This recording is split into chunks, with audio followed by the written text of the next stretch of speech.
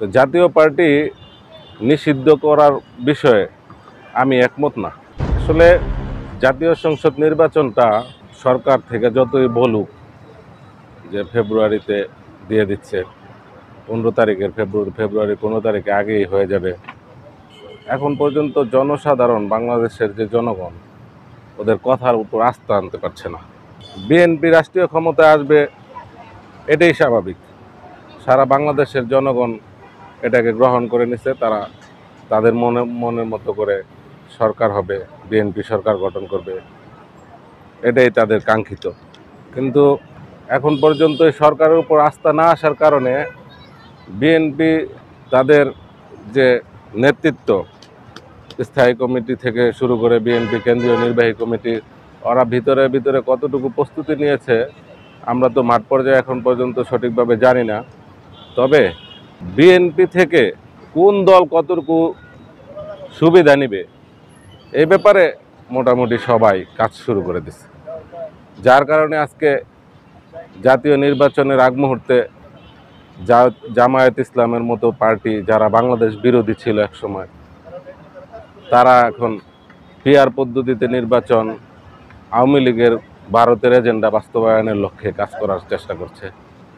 অন্যান্য যারা ছোট ছোট দল আছে, তারাও বিএনপি থেকে ভাগ বাটোয়ারা করে কতটুকু সুবিধা নেওয়া যায়, কটা আসনের জন্য তারা প্রস্তুতি নিতে পারে, সেই ব্যাপারে হয়তো দর কষাকষি করার বিষয়টা তারা কাজ করা শুরু করেছে। এতেই বোঝা যায় বিএনপি আগামী দিন সরকার গঠন করবে, বিএনপি রাষ্ট্রীয় ক্ষমতায় আসবে, এ দেশটাকে বিএনপি সুন্দরভাবে শাসন করবে। এই ব্যাপারে মোটামুটি সব দল সহ বাংলাদেশের জনগণ নিশ্চিত। কোনো সংগঠনই নিষিদ্ধ করার পক্ষে বাংলাদেশ জাতীয়তাবাদী দল বিএনপি না।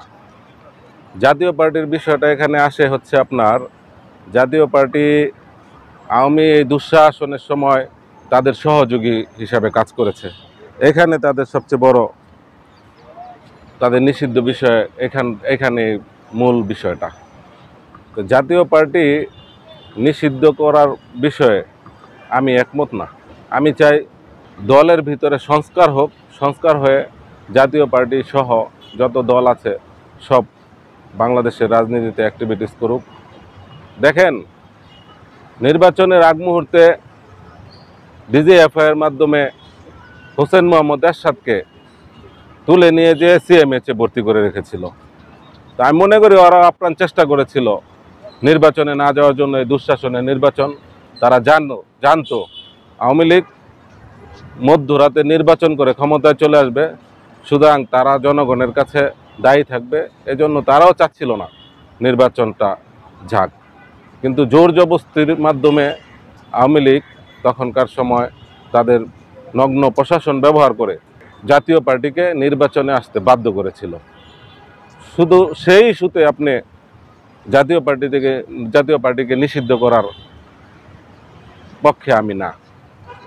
সাথে সাথে পাশাপাশি যদি আপনি চিন্তা করেন, ওই সময় আরও বেশ কিছু ছোট ছোট দল এই আওয়ামী লীগের সাথে হাত মিলিয়ে নির্বাচনে আসছিল।